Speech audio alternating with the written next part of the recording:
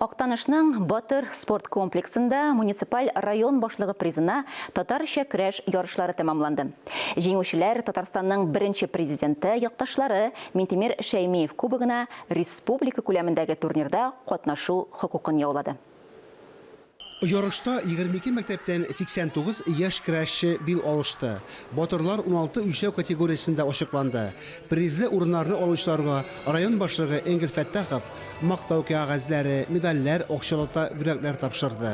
Иң мөһим ярышларның берсе булып тора. Шушы ярыштан чыгып алган балаларны азади башларга исәптә дөрес була торган. Бик рәхмәт әлбәттә тренерларыбызга.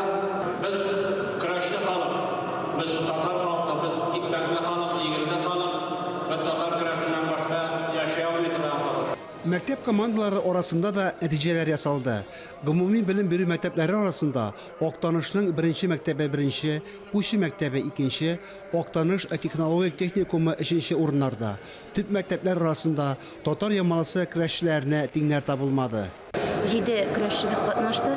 Шул 7 көрәшченең 5-се финалга чыктылар һәм 5-се призлы урынга лаек булдылар. Biz шын күңелдән горурланабыз инде үзебезнең егетләребез белән. 29 гына бал укучылы шушы кичкенә генә мәктәптән шушы кадәр уңышлар булгач инде безгә тагын да алга таба тырышып эшләргә алар безгә көч биреп торалар. Яңа әлем Багады мәктәбе командаларында призлы урыннарга чыкты. Үз үлчәмнәрендә җиңеп чыккан батырлар апрель ахырында республиканың беренче президенты Минтимир Шәймиев кубогы ярышларында катнашу хокукына ия булды. Фанис Мөхәммәтов, Ләйсән Газизова, Октаныш муниципаль районы мәгълүмат үзәге.